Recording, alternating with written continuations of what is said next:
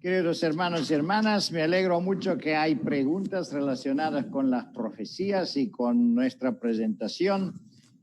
La primera pregunta habla de 6,000 años. Pues no lo dice exactamente en la pregunta, pero vamos a explicar primero por qué esta pregunta surge. El asunto de 6,000 años está relacionado con los versículos bíblicos en Levíticos capítulo 25. Y ahí tenemos versículo 4, 5, 6, 7 y 8. Y hay también referencias de esto en algunos otros libros del Antiguo Testamento. Se habla del año sabático. La tierra debía ser cultivada 6 años y el año 7 no debía ser cultivada, no debía ser recogidos los frutos y también los animales debían descansar el 7º año. Entonces hay referencias que como la tierra no cuidó o no guardó esos años, entonces 6,000 años tendrá una violencia, vamos a decir, al año sabático, y después viene 1,000 años de sábado anual en que la tierra puede descansar. Hay referencias en espíritu de profecía, por ejemplo, pues yo lo tengo en inglés. Por ejemplo, dice que 6,000 años Satanás tenía la potencia o la potestad sobre la tierra, pero después se le quitará. Entonces, hay una tendencia que personas calculan los 6,000 años. También hay referencia de espíritu de profecía que cuando terminaron los 4,000 años vino Jesús. Sin embargo, hermanos, tenemos una situación muy difícil en ese caso para definir cuándo empiezan los últimos, cuando terminan, vamos a decir, los 6,000 años, cuando empiezan la cuenta de 6,000 años. Algunos dicen que debe calcularse desde la creación, que para nosotros es un asunto difícil a saberlo, cuando empezó la creación. Otros dicen que debe empezar a calcular los 6,000 años después de la salida del Egipto. Pero claro, la tierra existía muchos años, miles de años antes de que el pueblo de Dios estaba en el Egipto. Por eso, queridos hermanos, es muy difícil saber cuándo son los 6,000 años. Algunos toman, por ejemplo, el testimonio que habla de los 4,000 años hasta Jesús, y entonces exactamente 2,000 años después del nacimiento de Jesús debía ser el fin del mundo. Por eso en el año 2000 teníamos mucho movimiento o mucha creencia que la venida de Cristo podía suceder, pero no sucedió.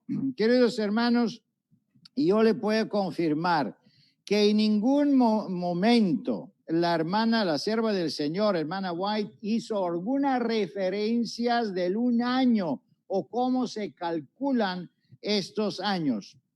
Y siempre tenemos la confirmación que los 1,000 años, el reino de 1,000 años, cuando Satanás será atado, entonces ellos empezarán después que el pueblo de Dios ya ha resucitado.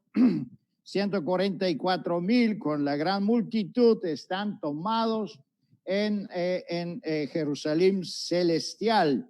Y esto sabemos que sucederá después de las plagas y con la venida de nuestro Señor Jesús. Entonces, no tenemos referencias de que cuando empiezan exactamente esos 1,000 años, como un cálculo de años. Por eso también Jesús dice en Apocalipsis 24, haciendo una referencia con la palabra de la hoguera, de la higuera.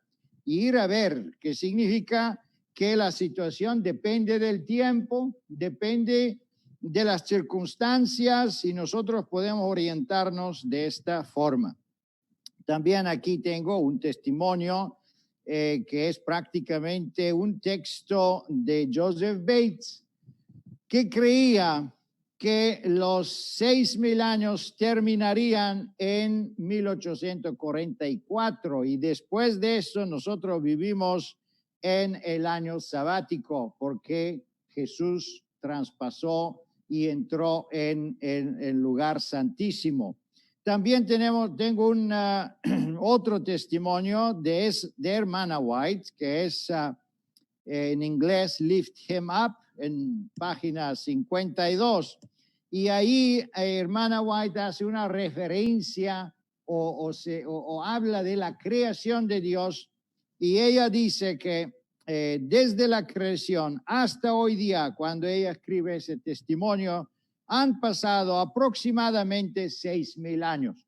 Desde ese testimonio hasta hoy han pasado más de 100 años y entendemos que la comprensión del periodo de 6,000 años en la forma como se expresa la profeta hermana White y también los pioneros adventistas es que este tiempo no es un tiempo definido como es la profecía de 2,300 noches y mañanas que fueron contados y exactamente al día se creía que se van a cumplir.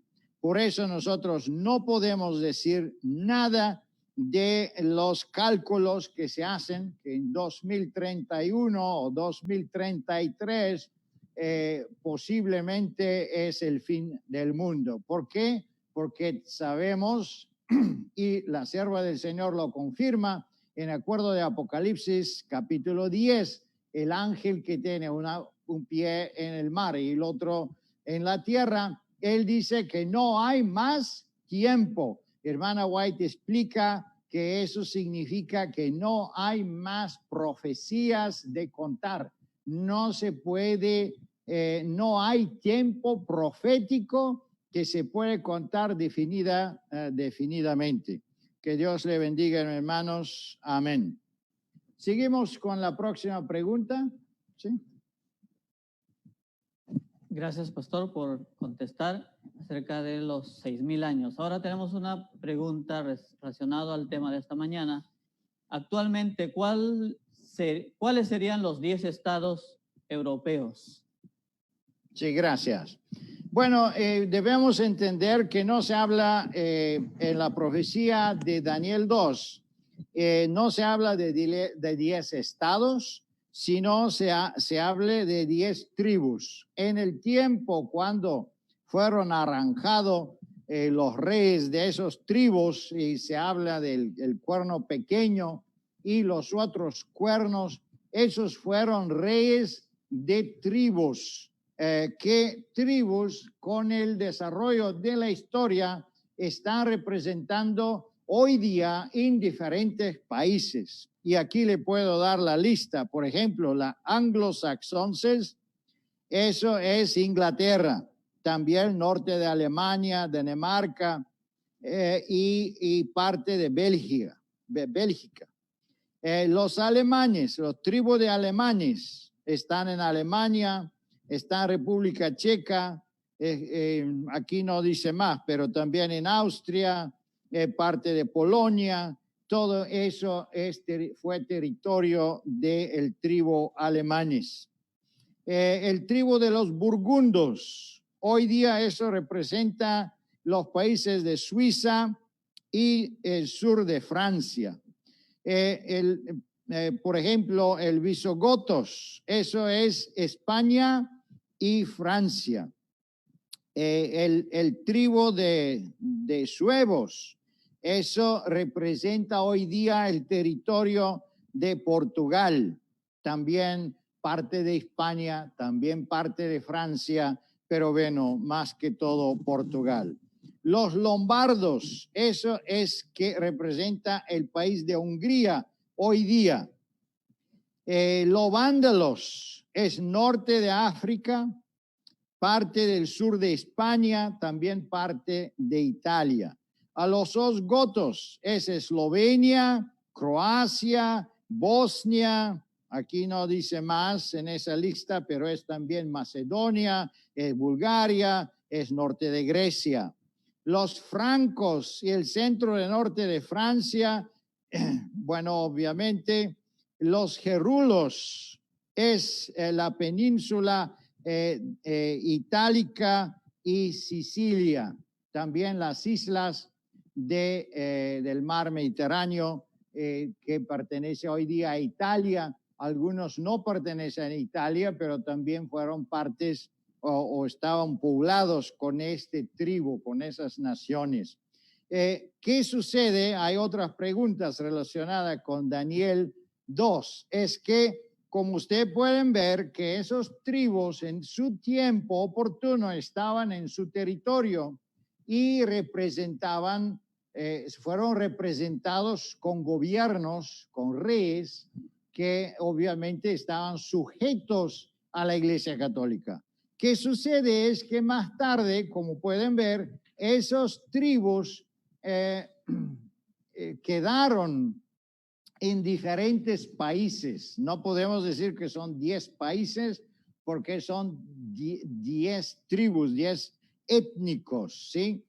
Y el catolicismo igual tenía ese poder y tiene hasta hoy. Pero vamos a ver que la profecía en Apocalipsis 13 dice que esta bestia, que es la Iglesia Católica, ahora se impone no solo sobre los países europeos, sino dice que todo el mundo le va a adorar. Y la segunda bestia, que es Estados Unidos, colaboran en esto para que todo el mundo adora la bestia de la Iglesia Católica. ¿Qué significa? Que la influencia de la Iglesia Católica no será solo sobre los países europeos, pero ahora están sobre el resto del mundo. Y sabemos que también el catolicismo se expandió en Sudáfrica, en Sudamérica, parte de África, está en las Filipinas y en muchos países asiáticos. Así que tenemos una expansión enorme de la influencia de la bestia representando la Iglesia Católica. Gracias. Pastor, ahora que ya tenemos claro cómo estaba conformado estas 10 tribus, queremos ahora preguntarles sobre el nuevo orden mundial. ¿Este término está en los textos proféticos?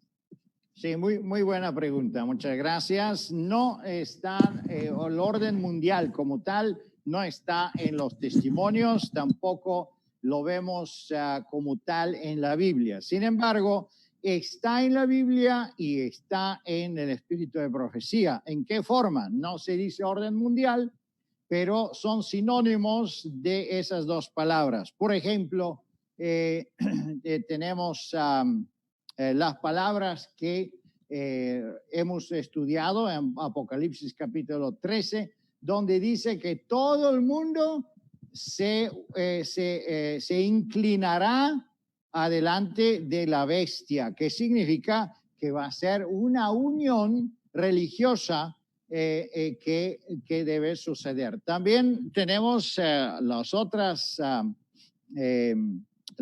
profecías, por ejemplo, de las ranas inmundas, que ellos van a visitar los reyes de todo el mundo y lo llevan al Armagedón, que significa que también tenemos un conflicto internacional, tenemos una unión de los países internacional, unos en un lugar, otros a otros. También tenemos la influencia de Estados Unidos, la segunda bestia de Apocalipsis 13, y también se habla de todo el mundo, porque van a imponer la ley dominical para que la obedece todo el mundo.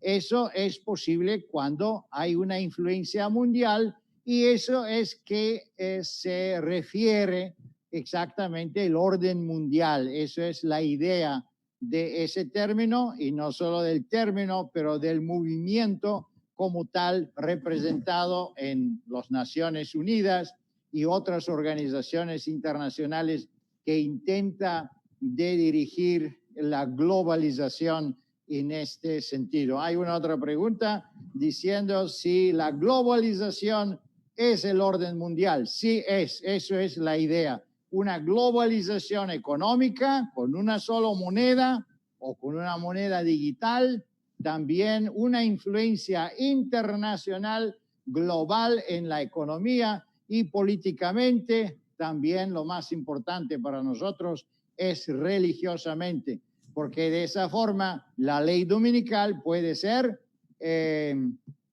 obligadamente introducida, ¿cómo decirlo? Debe ser impuesta sobre, gracias, sobre los países. Porque, por ejemplo, ahora, si sale una ley dominical, pues Israel va a decir, pues olvídense, nosotros guardamos el sábado, ustedes guardan que quieren.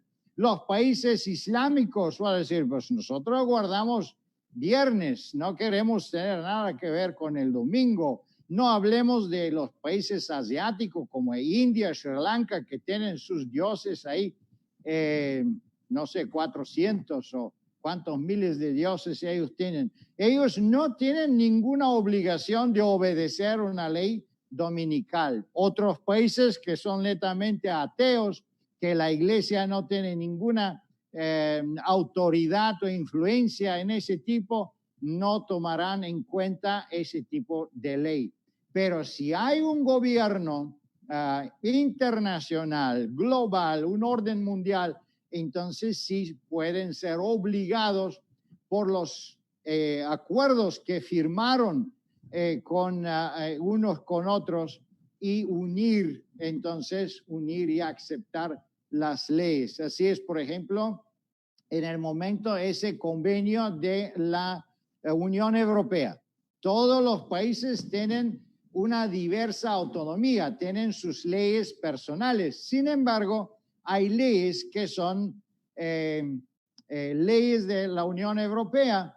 Entonces, estas leyes obligatoriamente todos los países miembros de la Unión Europea deben estar obligados de aceptar.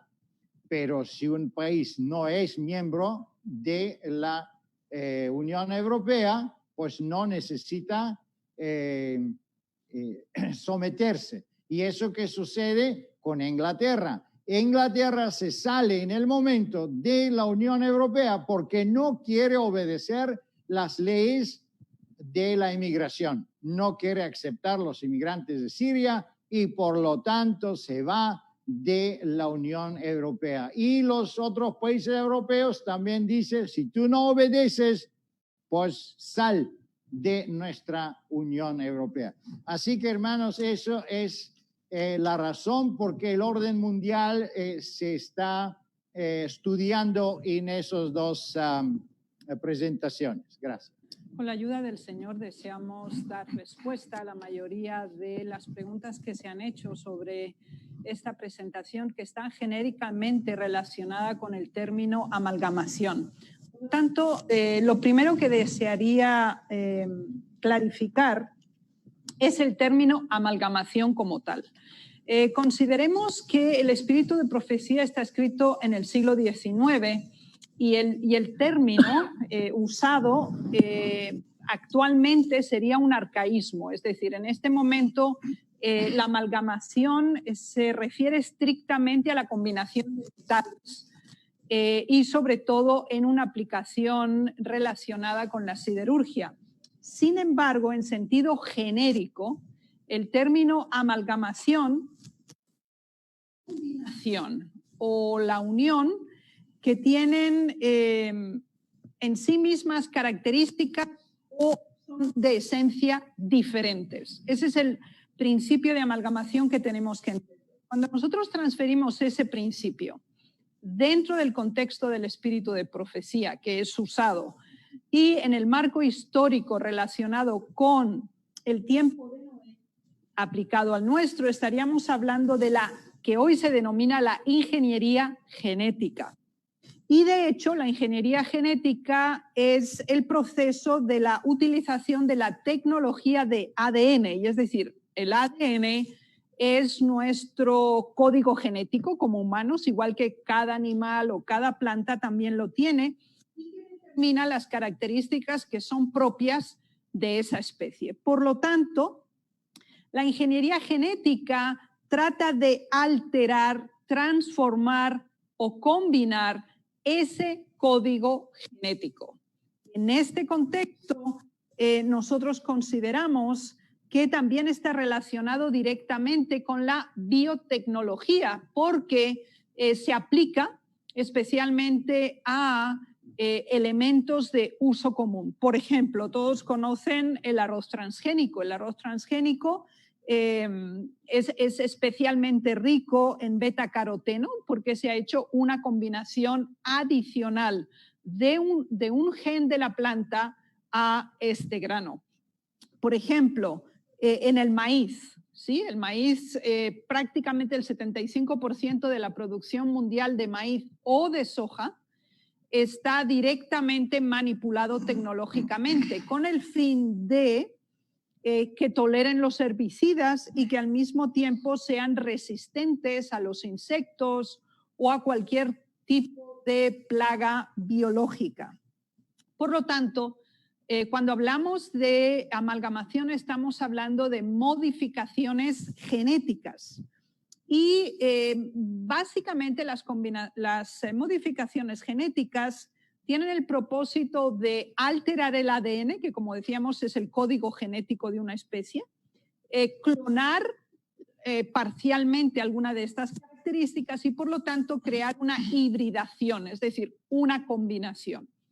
En el campo especialmente de la industria agroalimentaria es uno de los elementos que se han utilizado especialmente y tiene un proceso de 4 pasos en este momento. Entonces tenemos la identificación del gen del organismo originario, puede ser animal, vegetal o humano, y separar cada una de sus características de acuerdo al interés que se prevé. El segundo elemento es el aislamiento de ese gen que es el que desea implementarse.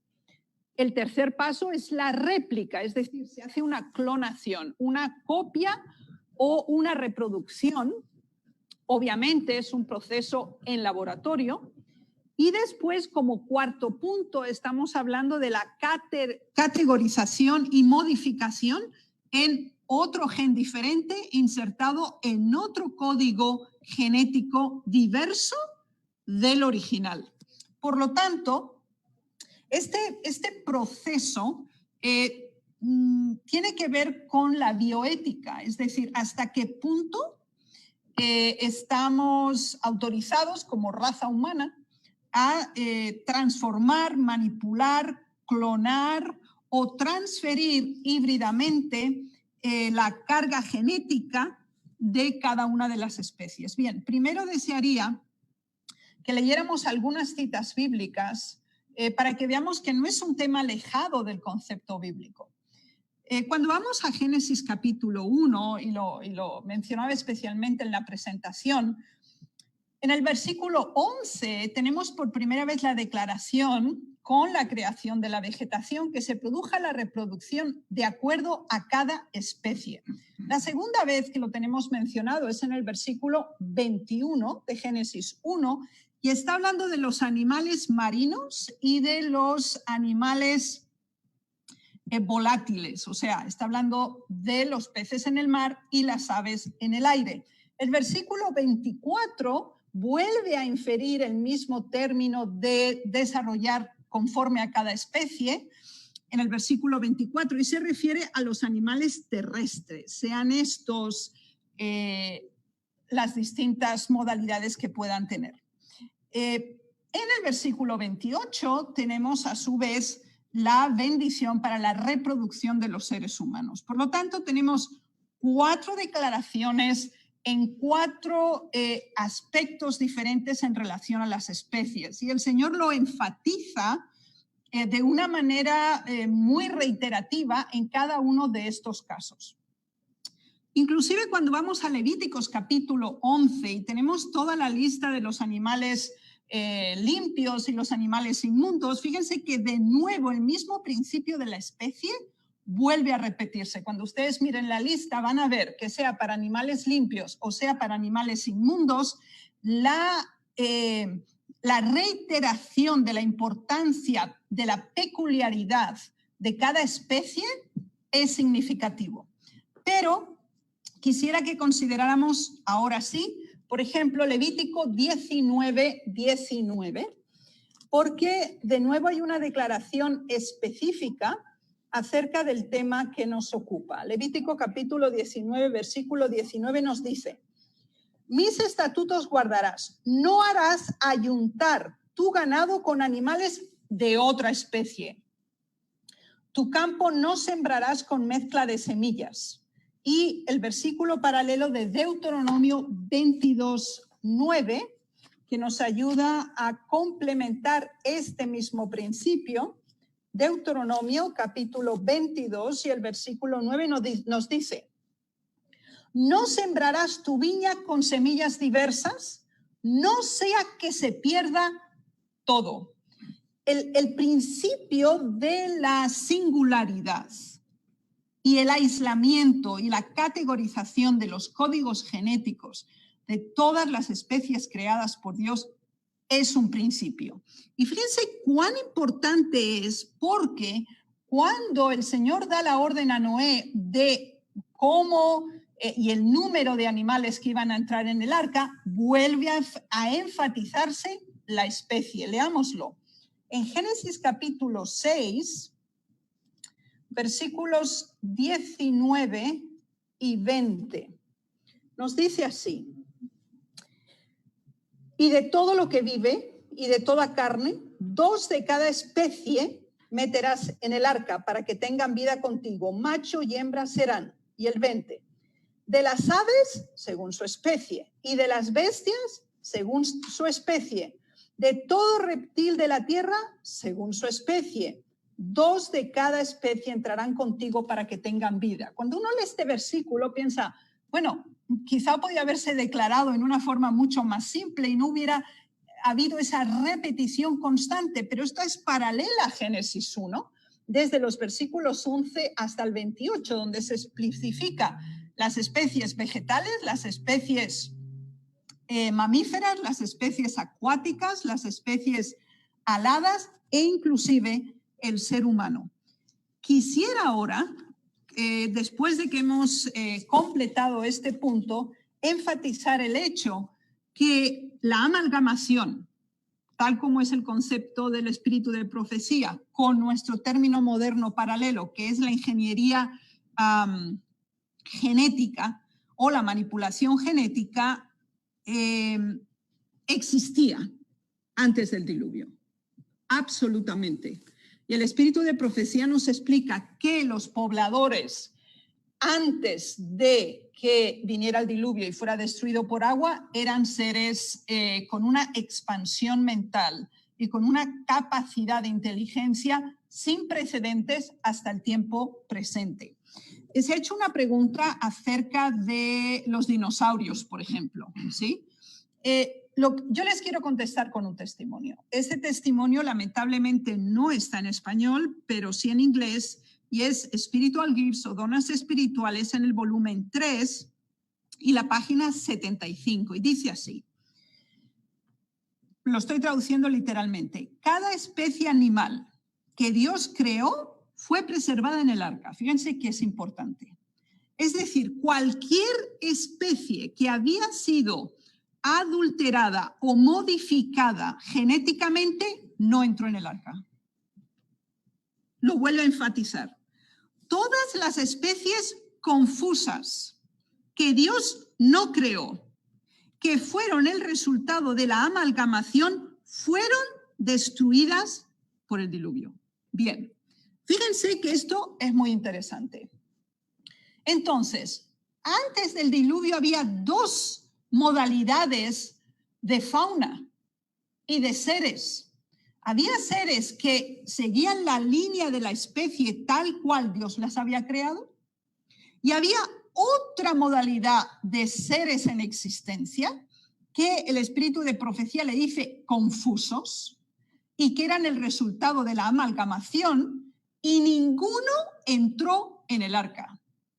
Con el diluvio no solo se aniquiló a una raza perversa, sino que además se eliminaron todas las subespecies y todas las combinaciones genéticas y toda la manipulación en ingeniería genética que se había dado. Por eso voy a repetirlo de nuevo. Esto es Dones Espirituales, volumen 3, página 75. Cada especie de animal que Dios había creado fue preservado en el arca. Las especies confusas que Dios no había creado, por lo tanto, las que eran el resultado de una clonación o de una combinación genética, y dice que eran el resultado de la amalgamación, fueron destruidas por el diluvio. Quiera el Señor bendecirnos y ayudarnos a comprender la importancia de este tema. Gracias. ¿La vacuna contra el COVID es parte del nuevo orden mundial? Queridos hermanos, hay varias preguntas relacionadas con la vacuna.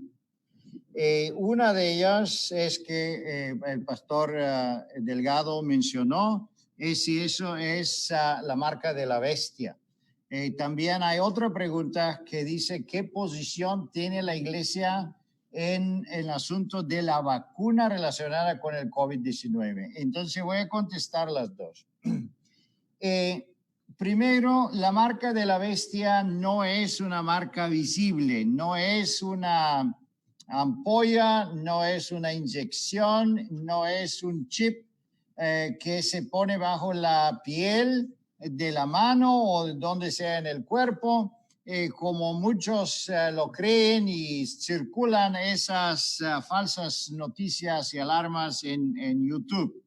¿Por qué? Porque si es una marca física, es muy fácil cortar, sacarla, entonces ya nos hemos liberado de la marca de la bestia. Lamentablemente no es tan fácil.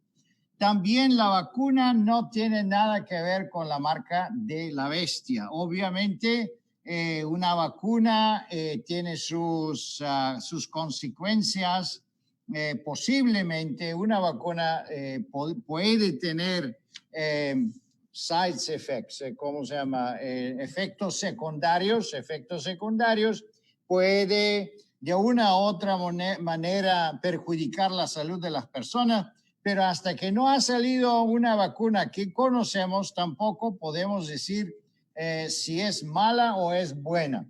Entonces, ¿qué es la posición de la iglesia? Nuestra iglesia tiene una posición muy clara. Número uno, con los principios de fe desde 1925. Ahí tenemos nuestra posición de los formadores o de los pioneros de esa iglesia. En ese tiempo se descubrió la vacuna y empezaron a vacunar las personas. Las primeras vacunas fueron muy mala calidad y muchas personas se morían. Hay algunas estadísticas que decían que más o menos 20% de todas las personas que recibieron vacunas murieron o se enfermaron gravemente por las vacunas. Por eso nuestra iglesia tenía una posición muy clara contra las vacunas y la iglesia siempre hasta hoy está dispuesta de dar una carta de excusa para todos los miembros de la iglesia si ellos siguen creyendo lo mismo y no quieren ser vacunados. Sin embargo, tenemos un cambio en nuestras en las decisiones de la Conferencia General, y eso sucedió en la Conferencia General en Holanda 1997. ¿Qué fue el cambio? El cambio fue que por el cambio de las vacunas y también por algunos países que requieren obligatoriamente las vacunas, como son países africanos, entonces surge que los pastores o misioneros que viajan a estos países africanos ellos obligatoriamente deben recibir la vacuna y si no la reciben no pueden entrar, no pueden predicar ni trabajar en esos países. Entonces se tomó la decisión que sí es un asunto de la vacuna, es un asunto de decisión personal. Si es posible o si el sistema inmunitario está bien fortalecida y las personas creen que no necesitan una vacuna, ellos obviamente deben mantener su fe y la iglesia le puede proveer con la documentación necesaria, que es parte de nuestros principios de fe antiguos, donde se habla de esta parte de defensa.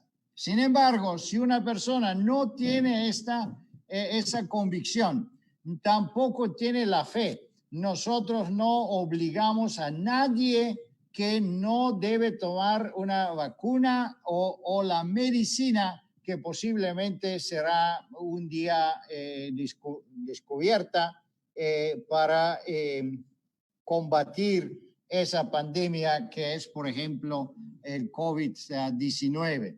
Tenemos otra decisión en la conferencia de 2002, también en Holanda, es la decisión número 28, donde se hablaba de la malaria. Malaria es una enfermedad parecida al COVID-19. ¿En qué sentido? En el sentido que es una pandemia, ¿sí? Se distribuye por el mosquito y hay millones de personas enfermas, como ustedes podían ver en mi presentación.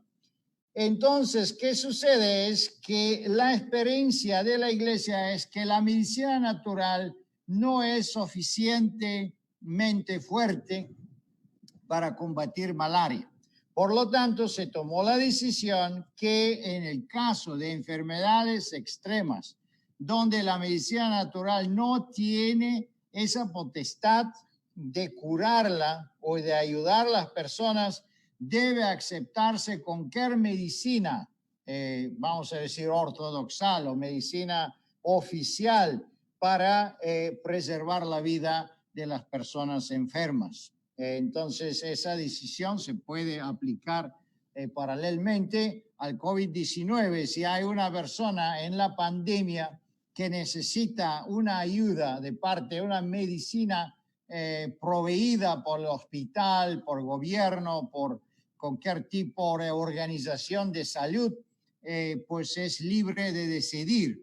En el mismo tiempo, en el momento cuando nosotros decidimos en favor o en contra de vacuna, de medicina, debemos saber una cosa, que es nuestra responsabilidad privada, no es responsabilidad de la iglesia. Si usted se decide en favor de la vacuna y después le va mal con la vacuna, se enferman peor o se mueren, pues no culpan la iglesia, porque no es la iglesia que recomienda o no recomienda, que prohíbe o que obliga los miembros de tomar o no tomar medicina. Y viceversa, si uno decide no tomar la vacuna y se enferma, pues tampoco la iglesia tiene una responsabilidad. Es una responsabilidad privada basado a su convicción, a su fe. Si tienen una experiencia sobrenatural con su fe en Jesús y sabe que Jesús le va a curar de una forma como los apóstoles curaban en su tiempo, la iglesia no tiene nada en contra. Pero si no tiene esa experiencia, es mejor seguir su convicción. Esa es la respuesta de esa pregunta. Gracias. Gracias, pastor. Una pregunta adicional para concluir con esta.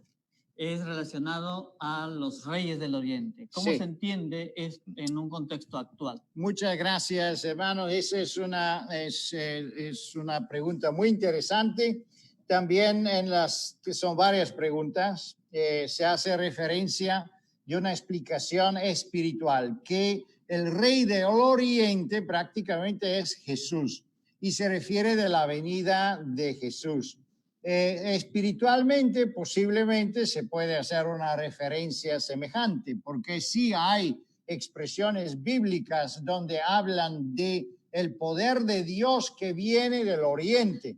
También se hace referencia que el sol de justicia es nuestro Señor Jesús y es por el oriente donde sale el sol. Entonces sí hay se puede hacer, no es una equivocación hacer una referencia espiritual de esa profecía. Sin embargo, cuando estamos en el capítulo 16 de Apocalipsis, ahí hablamos directamente, literalmente, de la preparación de Armagedón. Entonces, todos los testimonios explicativos de hermana White relacionados con esos versículos son de países y poderes políticos literales que entrarán en la cuenta de los países de Armagedón. Y es interesante la explicación que es los reyes de Oriente, es la raza amarilla. Es una explicación muy antigua en la Reforma. Yo personalmente no lo he escuchado de parte de hermano Gutknecht, de hermano Welker y Egerter, los hermanos Schmidt, son los pastores, vamos a decir, pioneros en la Reforma. Ellos explicaban que cuando Éufrates se seca, que es el poder islámico, entonces la raza amarilla se levantará como un poder contra los otros poderes mundiales y entonces facilitarán entonces la producción de un Armagedón. Y de verdad es interesante porque tenemos el poder católico como la bestia número 1 y el poder de Estados Unidos como la bestia número 2 en Apocalipsis versículo 13. Tenemos, por ejemplo, los enemigos de Estados Unidos. Después que Estados Unidos se hizo un país independiente, ¿qué sucede? Vietnam, la guerra en Vietnam, ¿dónde está? En el oriente. ¿Qué sucedió con Estados Unidos? Perdieron la guerra. Número 2, ¿quién es el único país que se atrevió a bombardear a Estados Unidos? Japón.